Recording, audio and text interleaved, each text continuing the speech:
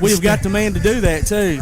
We have got the man to do that. We want to go ahead and get Roger going here, producer extraordinaire. We'll go All right, ahead. let's do it. Okay, we're going to set the stage, Raj. Okay. This is, ladies and gentlemen, Roger Kitchen, Jr., mental skill coach, Power Mental Performance. Find him at roger.kitchen.jr@gmail.com, at Power Mental Performance, on Facebook and Instagram at Power_Mental_Performance. What we have here, ladies and gentlemen, is just a situation. Zach Green is sidetracked by everything around here. There are pretty young ladies all over the place. There's volleyballs going around everywhere. There's sound. People flashing. There's music being played. Jamie and Gloria walking around. Rogerson said my fee would be unbelievable. What we've got to Zach's do, retainer's a little higher for the degree of difficulty. That's right. We've got to bring focus. We've got to bring BZ back into focus. I'm ready. All right, Zach, let's go. Let's do it. Raj, welcome back to the show. You were with us last year at Eli's Block Party. Yep. You come on live, and for those people out there, and I resort back to, I wish I knew you back when I was a race car driver. Okay. Because I could have really, really used the focus and the mental skills that you got to have when you're driving a race car. Right. You've got to be focused. You've got to have, zero distractions. Right. So talk about some of the stuff you do with these athletes around and with whom you work. Okay. I've done work with UAH Hockey, so I was with Coach Corbett out there last year. And I've worked with James Clemens and still work with James Clemens, work with several teams over there, work with their coaches, actually getting ready to go back before they start school to work with their coaches again. And then I have a lot of one-on-one coaching that I do with high-performing athletes, whether high school or college, and just about any sport, baseball, basketball, football. You can even get into race car drivers if you want to work with them. But that's a little bit of what I've been doing. Do a lot of work with teams where I get embedded in the team and work with the team on things like focus, self-confidence, achieving goals, and most importantly, really how to perform under pressure. So those high intense moments where our emotions can be all over the place, how do you bring yourself back to center and allow your mind to focus on the task at hand? And so a lot of my tools and techniques and a lot of my coaching program is really focused around helping those athletes focus on the right thing at the right time all the time. And so NASCAR is a good example. In fact, there were some studies done in NASCAR versus young drivers that didn't have as much experience versus older drivers that had experience, and they were looking at how older, more experienced drivers recover from maybe getting bumped, going into a little fishtail. And one of the things they found out from the research is younger drivers had a tendency to look at one thing. What do you think it was as a race car driver? What's the one thing you want to avoid? The wrecks. The wrecks? A lot of times the wall, right? No, the wall. Definitely the wall. Yeah, definitely the wall. I've hit that sucker, and it don't move. Right. So a lot of times what the younger drivers were looking at was the very thing they wanted to avoid. So they're getting bumped, they start a tailspin, and they focus on the wall. Yeah.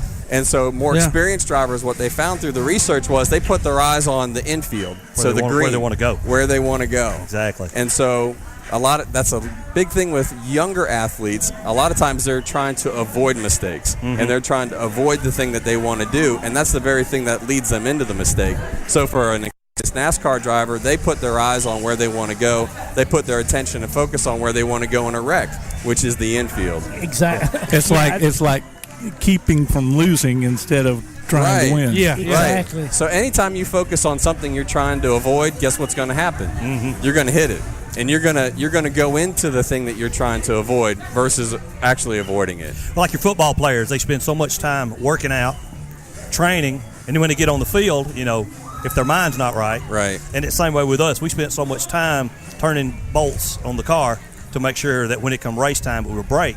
But then you go into turn one, taking the green flag, and you're bounced off of by 2 or 3 people, and the first thing you do is you get mad.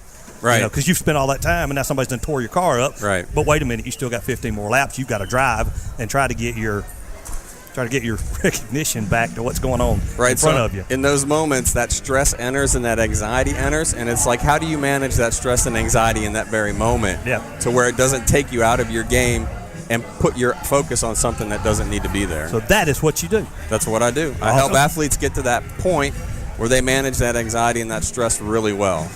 Talking about team sports, who do you find are the easiest when you're talking to them? They'll listen to you better than, say, another group of a team.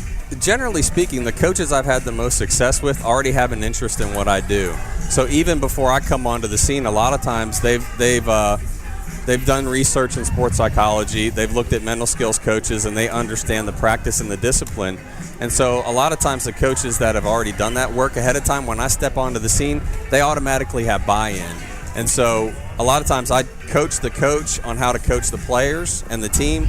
And so they take what I work with them on and they implement it. So the buy-in's really easy then. If you work with a coach that maybe hasn't done the research, they know it's something that's good, that's supposed to happen, but they haven't really implemented in their program, that's a little bit tougher then, because the coach really has to be the champion behind selling what I do to the team and getting the team to embrace it. Absolutely. Coach can't be skeptical at all. No, Yeah. and you know, the thing you also don't want is you don't need the head coach also needing a mental skills coach. And what I mean by that is they've got to have a lot of emotional control and stability themselves, and they can't lose focus, and they can't come unglued emotionally in the midst of games and high pressure situations. Yeah. Because then, you know, they defeat really what I'm trying to do. So here's an example. Think of Brad Stevens for the Celtics. That used to be at the University of Butler. Yep. He's the guy. I mean, you watch him. Yep.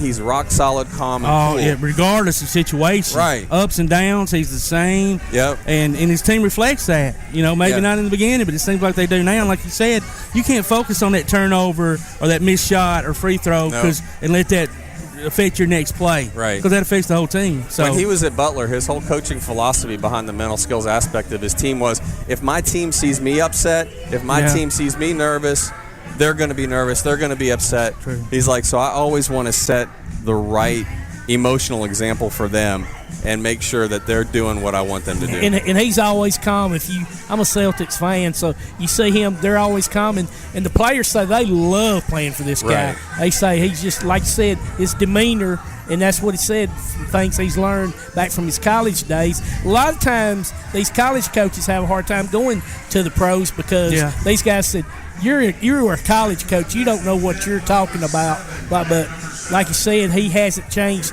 his philosophy. He still coaches the same way, and these guys bought into it. Right. His philosophy at Butler, and see, that's the great thing about him. He knows who he is as a coach. He understands how he operates. He understands what he can leverage best from a mental perspective to bring in the team, and it translates anywhere.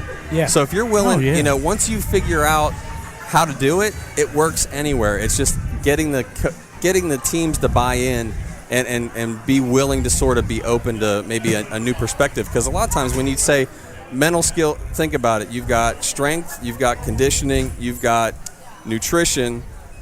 Now you bring in the mental skills aspect. it's a nice package. That chair sits perfectly versus a three-legged chair. Yeah. That's right. Yep. And so when you bring in the mental perspective, that's when the teams start getting the awesome results that they need in order to really perform at a high level. So let me ask you this. So working with a variety of people like you do, Right. and we'll stay with sports. So do you find that the high school kids, college kids, which ones buy in, you think, better? Or is it the same? I mean, and I know a lot of it goes back to the coach, like you said earlier. But I think there's a lot of maybe the college kids, just because they're a little bit more developed emotionally, more physically mature, physiologically more emotionally mature. High school kids, you know, you can do this with junior high kids.